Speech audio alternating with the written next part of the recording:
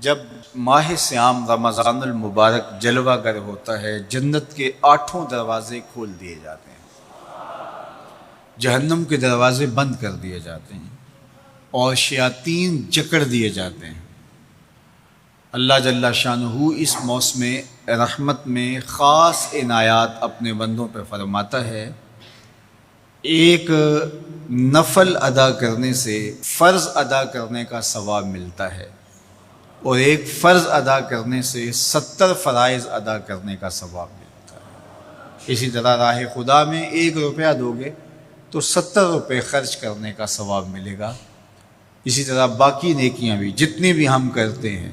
وہ ایک نیکی کریں گے تو 70 گنا اجر ماہ سیام میں ہمیں نصیب ہوتا ہے۔ اس لیے اہل ایمان کا یہ طریقہ ہے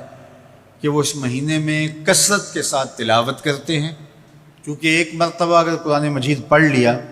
تو 70 مرتبہ قرآن مجید پڑھنے کا ثواب نصیب ہوا۔ ماہ سیام میں چونکہ شیطان بندھا ہوا ہوتا ہے، تو ہم اپنے آپ کو نیکی کی طرف اگر لانا چاہیں تو اتنی رکاوٹیں نہیں ہوتی جتنی عام دنوں میں ہوتی ہیں، لیکن اس کے باوجود بہت سارے لوگ ہیں جو رات کو بڑا پکا ارادہ کر کے سوتے ہیں کہ میں صبح وقت پہ اٹھوں گا اور نوافل بھی پڑھوں گا اور نماز بھی ادا کروں گا، لیکن جب صبح ہوتی ہے تو انہیں یا تو جاگ نہیں آتی یا نیند سے بیدار ہو جاتے ہیں، بستر سے اٹھا نہیں جاتا۔ جبکہ وہی شخص انہوں نے صبح سبزی منڈی جانا ہو تو چھلانگ لگا کے اٹھتے ہیں اور سبزی منڈی پہنچتے بھی ہیں۔ سستی طبیعت کا کسل نہیں ہوتا۔ عمومی طور پہ ہم اپنے آپ کو بیمار تصور کر لیتے ہیں اور سستی اور کسل کا نام دے کر کے، بہانہ دے کر کے ہم کہتے ہیں کہ بس کیا کریں، ہم کو ارادہ کرتے ہیں روز لیکن ہم سے اٹھا نہیں جاتا، بس طبیعت اس طرح کی ہے، کسل ہے، سستی ہے۔ یہ بات ذہن میں رکھیے گا کہ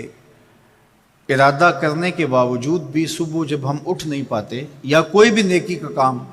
ہم کرنے کا ارادہ کرتے ہیں تو ارادہ کرنے کے باوجود ارادہ ہی رہ جاتا ہے، ہم کر نہیں پاتے، تو اس کا سبب یہ ہوتا ہے کہ بہت سارے ہم گناہ کر چکے ہیں اور ان گناہوں کی وجہ سے ہم نیکی کی توفیق نہیں پاتے۔ حضرت حسن بصری رضی اللہ تعالی عنہ نے یہی وجہ اس کی بیان فرمائی ہے۔ تو اس کا بہترین طریقہ یہ ہے کہ توبہ کی جائے، اور توبہ بھی سچے دل سے کی جائے، رو رو کے اللہ سے گناہوں کی معافی مانگی جائے، اور سچے دل سے جب توبہ کی جائے تو پھر سارے گناہ نہ صرف مٹا دیے جاتے ہیں بلکہ ان کو بدل کے نیکیوں میں تبدیل کر دیا جاتا ہے۔ تو ماہ سیام کے اندر پختہ عزم کریں اور اس عزم کو عمل کی شکل دینے کے لیے سچی توبہ کریں کہ ہمارا یہ رمضان اس طرح سے گزرے، یہ مہینہ اس طرح سے بسر ہو کہ ہم اس مہینے میں اللہ تعالیٰ کی قربت حاصل کر لیں، ہم گناہوں سے پاک ہو جائیں اور ہم جو ثمرات ہیں، جو فوائد ہیں اس مہینے کے، وہ ہم سمیٹ سکیں۔ تو یہ وہ مہینہ ہے جس کے انتظار میں میرے اور آپ کے آقا و مولا اپنی آنکھیں لگائے ہوتے تھے اور دن گن گن کے وقت گزارتے تھے کہ ماہ سیام آ رہا ہے۔ تو اس مہینے کا عزت کے ساتھ، تکریم کے ساتھ، اعزاز کے ساتھ استقبال کرو اور اس کو پلکوں پہ بٹھاؤ، اس کو دل پہ بٹھاؤ۔ اس مہینے کی تکریم یہ ہے کہ اس میں ہر برا کام چھوڑ دیا جائے۔ اگر کوئی شخص برا کام نہیں چھوڑتا اور روزے رکھتا ہے تو میرے اور آپ کے آقا و مولا کا ایک فرمان سن لیجئے، من لم یدع قول الزور والعمل بہ فلیس للہ حاجۃ فی ان یدع طعامہ و شرابہ۔ فرمایا کہ جو جھوٹ اور برے کام نہیں چھوڑتا، اس کے بھوکا اور پیاسا رہنے کی اللہ کو کوئی ضرورت نہیں ہے۔ تو روزہ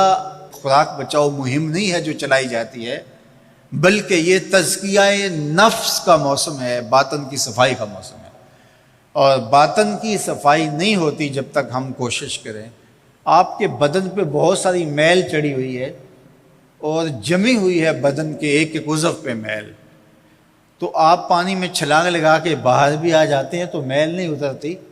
چلو کچھ نہ کچھ فرق تو ضرور پڑ جاتا ہے، لیکن میل نہیں اترے گی۔ میل کب اترے گی؟ جب آپ اپنے بدن کو مل مل کے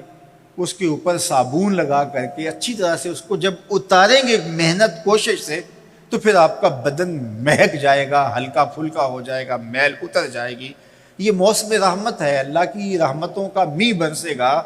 اس سے کچھ نہ کچھ فائدہ تو ہوگا ہی، لیکن حقیقی فائدہ وہی حاصل کرے گا جو اپنے گناہوں کو مل مل کے دھوئے گا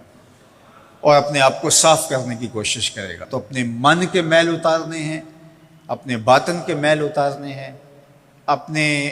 اعمال کی درستگی کی کوشش کرنی ہے۔ صلاۃ التراویح مسجد میں نہیں آ سکتے تو گھروں میں پڑھ لیجئے۔